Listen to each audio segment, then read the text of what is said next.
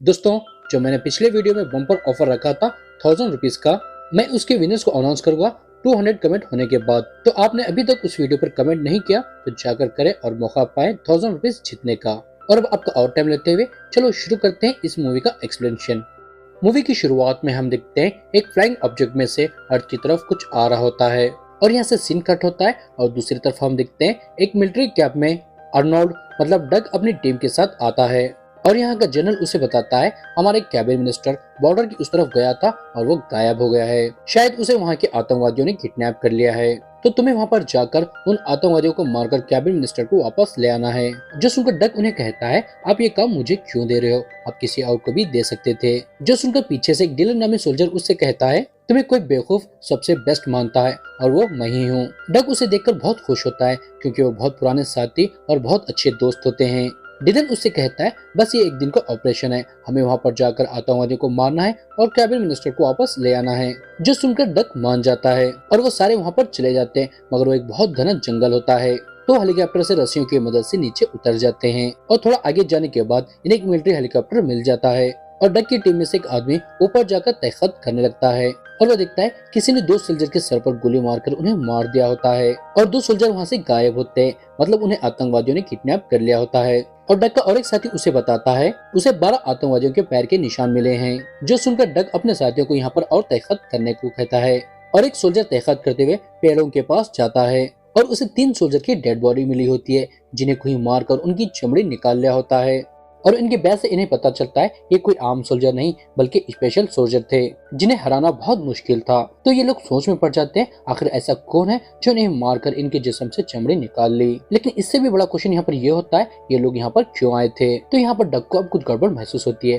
तो इस बारे में वो डिलन से पूछता है तो उससे कहता है मुझे इस बारे में कुछ भी पता नहीं है। जो सुनकर डक उसे कुछ नहीं कहता और अपने साथियों को लेकर आगे बढ़ता है और हम देखते हैं इन पर कोई नजर रख रहा होता है और ये कोई आम नहीं होता क्योंकि वो जब भी इन्हें देख रहा होता है पूरी स्क्रीन ब्लू कलर की हो जाती है। मगर ये सब इस बात से अनजान होते हैं और आगे बढ़ते हैं और थोड़ी देर आगे जाने के बाद इन्हें आतंकवादियों का अड्डा मिल जाता है तो ये लोग उन पर अटैक करते हैं और सबको मार गिराते हैं। और यहाँ पर एक लड़की भी होती है लेकिन डक उसे नहीं मारता क्योंकि वो कमजोरों पर हाथ नहीं उठाता है और यहाँ पर डिलन बहुत खुश होता है क्योंकि यहाँ पर बहुत सारे सबूत मिले होते हैं उन आतंकवादियों के खिलाफ और वो उस लड़की से भी बहुत कुछ पता लगा सकता था उनके बारे में, जो देखकर डक का डर अब यकीन में बदल जाता है जैसे ये लोग कैबिनेट मिनिस्टर को यहाँ पर बचाने के लिए नहीं आए थे बल्कि डिलन इन्हें यहाँ पर इन लोगों को मारने के लिए ही ले आया था। तो अब डक गुस्से से डिलन से इस बारे में पूछता है तो वो उसे बताता है हमें कुछ दिन पहले पता चला था ये लोग हमारे देश पर अटैक करने वाले हैं और ये बात जैसे ही पता चली मैं और हमारी टीम इन्हें मारने के लिए यहाँ पर आई थी। जिस हेलीकॉप्टर में लाशें मिली है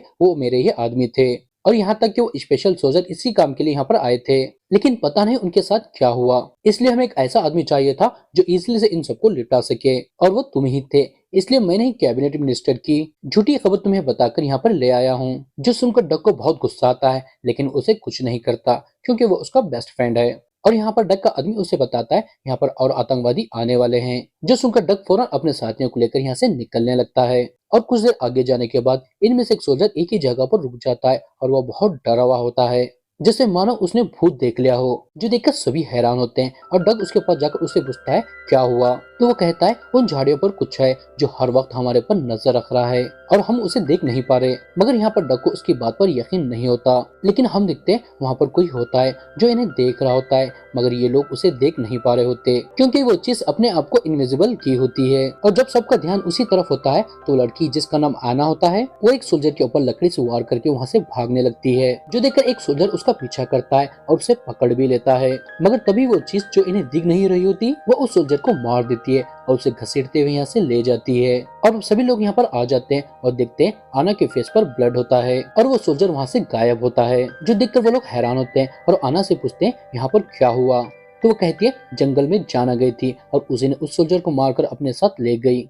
दरअसल वो चीज इनविजिबल होती है तो आना भी उसे देख नहीं पाती, तो उसे लगता है उस सोल्जर को जंगल ने मारकर अपने साथ ले गया है। जो सुनकर वो हैरान होते हैं लेकिन उस पर उन्हें यकीन नहीं होता। तो अभी ये सब उस सोल्जर को ढूंढने लगते हैं और उन्हें मिलते हैं उस सोल्जर के पेट में के पार्ट्स, जो देखकर वो डर जाते हैं। और डक सभी से कहता है जो भी हो मेरे साथी की मुझे लाश चाहिए। जो सुनकर सभी अब उस सोल्जर की लाश को ढूंढने लगते हैं, मगर तभी फिर से वो इनविजिबल चीज आकर और एक सोल्जर को मार देती है। उसकी आवाजें सुनकर वहाँ पर और एक सोल्जर आता है और उसे उस इनविजिबल चीज की आंखें चमकते हुए दिखती है, जो देखकर वो डर जाता है और अंधाधुंध गोलियां चलाने लगता है। तभी यहाँ पर वो सभी लोग भी आ जाते हैं और वो भी अंधाधुंध फायर करने लगते हैं। सभी की गोलियां जब खत्म हो जाती है तो सोल्जर से पूछते हैं यहाँ पर क्या था, तो उन्हें बताता है पता नहीं, मुझे सिर्फ उसकी आंखें चमकते हुए दिख रही थी, फिर वो गायब हो गई। और दूसरी तरफ हम देखते हैं उस इनविजिबल चीज को इनकी गोली लगी होती है और वो कुछ बटन दबाता है जिससे वो विजिबल हो जाता है और वो अपने हाथ से कुछ गैजेट्स निकालता है उन गोलियों को अपने शरीर से निकालने के लिए। और जब वो अपने शरीर से उन गोलियों को निकाल रहा होता है तो उसे बहुत तकलीफ हो रही होती है, तो वो जोर से चिल्लाता है और उसकी आवाज पूरे जंगल में गूंज जाती है, जो सुनकर ये समझ जाते हैं कोई खौफनाक चीज है जो इनका शिकार कर रही है। तो ये लोग डिसाइड करते हैं वो इनका शिकार करे उससे पहले यही लोग उसे मार देंगे। और अब ये लोग पूरे जंगल में बम्स और ट्रैप लगाते हैं उसे पकड़ने के लिए। और कुछ देर बाद इन पर कोई चीज अटैक करती है तो ये लोग उसे मार देते हैं, लेकिन वो एक जंगली पिग होती है, जो देखकर वो हैरान होते हैं। और जब वो अपने अड्डे पर वापस आते हैं तो देखते हैं उनकी दोस्त की लाश गायब होती है। देखकर डक समझ जाता है वो भयानक चीज इन पर पेड़ों से अटैक कर रही है, क्योंकि इन्होंने पूरे रास्ते में ट्रैप बिछाया होता है। तो वो नीचे से आता तो उन ट्रैप में फंस जाता। ये जानकर डक और उसकी पूरी टीम हर तरफ ट्रैप लगाने लगती है, यहाँ तक के पेड़ों पर भी। और उसके बाद एक जगह पर छुपकर उस खौफनाक चीज का इंतजार करने लगते हैं, मगर काफी देर हो जाती है, वो नहीं आता। जो देखकर डक अब उसका चारा बनने के लिए आगे जाता है और जैसे ही वो आगे जाता है वो चीज पीछे से आकर उस पर अटैक करने लगती है, लेकिन वो एक जाल में फंस जाती है। मगर वो अपने हाईटेक वेपन की मदद से उस जाल से छूटकर वहां से भाग जाती है। और पहली बार ये लोग उसे देखते हैं, मगर वो कुछ समझ पाते हैं। इन्हें पता चलता है इसमें इनका एक साथी घायल हो गया है, तो डक उसके पास जाता है। मगर यहाँ पर उनमें से एक सोल्जर उस भयानक चीज के पास चलता है उसे मारकर अपने दोस्तों का बदला लेने के लिए, क्योंकि अभी तक उस भयानक चीज ने 2 सोल्जर को मारा होता है जो इसके बहुत अच्छे दोस्त होते हैं, इसलिए वो उसे मारकर अपना बदला लेना चाहता है। वो अकेला यहाँ से गया होता है तो डग भी उसके पीछे जाने लगता है उसकी मदद करने के लिए। अगर डिलन उसे रोक लेता है और उससे कहता है ये सब मेरी वजह से हो रहा है, तो उसे मारने के लिए मैं जाऊंगा, तुम अपने साथियों को लेकर बॉर्डर के पास जाओ, तुम्हें वहां पर लेने के लिए एक हेलीकॉप्टर आएगा। जो सुनकर डग उसकी बात मान जाता है और अपने साथियों को लेकर बॉर्डर की तरफ जाने लगता है। और डिलन उस सोल्जर के पास जाता है और वो सोल्जर डिलन को अपनी तरफ खींच लेता है और उस भयानक हंटर को दिखाता है जो एक पेड़ पर बैठा हुआ होता है, जो अभी भी इनविजिबल होता है लेकिन इन्हें दिख रहा होता है। तो यहाँ पर ये दोनों प्लान करते हैं उसे मारने का, जैसे ये दोनों उसे दोनों तरफ से घेर कर मार देंगे। तब ये सोल्जर उसे मारने के लिए उसकी तरफ जाने लगता है, लेकिन वो भयानक हंटर उसे देख लेता है और उसके पास आकर उसे मार देता है। और इसके मारने के बाद वो डिलन के पास जाता है। और दूसरी तरफ हम देखते हैं डग अपने बचे हुए साथियों के साथ बॉर्डर की तरफ जाने लगता है और उन्हें डिलन की चिल्लाने की आवाज आती है, जो सुनकर वो समझ जाते हैं वो भयानक हंटर उस सोल्जर को और डिलन को मार दिया है, जिससे और एक सोल्जर को बहुत गुस्सा आता है। तो वो डिसाइड करता है वो यहाँ से नहीं भागेगा, वो यहीं पर रुककर उस भयानक हंटर को मारकर अपने साथियों का बदला लेगा। जो देखकर डग उसे अपने साथ चलने कहता है, लेकिन वो उसकी बात नहीं मानता। तो डग अपने बचे हुए साथियों के साथ आगे बढ़ जाता है और वो भयानक हंटर यहाँ पर आ जाता है और इस सोल्जर को भी मार देता है। और अब इनमें से बचते हैं सिर्फ 3 ही, डग, आना और वो जख्मी सोल्जर। और जब यहाँ से ये तीनों आगे बढ़ रहे होते हैं तभी वहाँ पर वो भयानक हंटर आ जाता है और जख्मी सोल्जर को भी मार देता है, जो देखकर डग उस पर गोलियां चलाने लगता है, मगर वो भयानक हंटर इसे भी घायल कर देता है।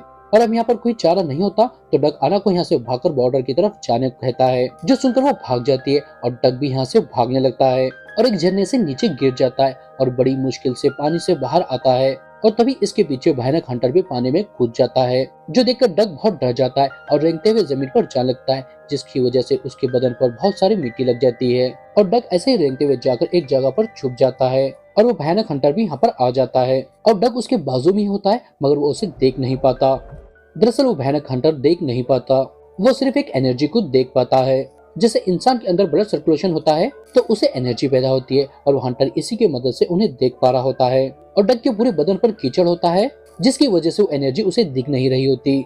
और ये बात डग भी समझ जाता है और वो डिसाइड करता है वो इसकी कमजोरी का फायदा उठाकर उसे मार देगा। तो अब वो सबसे पहले बहुत सारे ट्रैप लगाता है उसे पकड़ने के लिए और अपने पूरे शरीर पर कीचड़ लगाकर एक मशाल जलाकर वहाँ पर आग लगाता है और जोर से चिल्लाता है।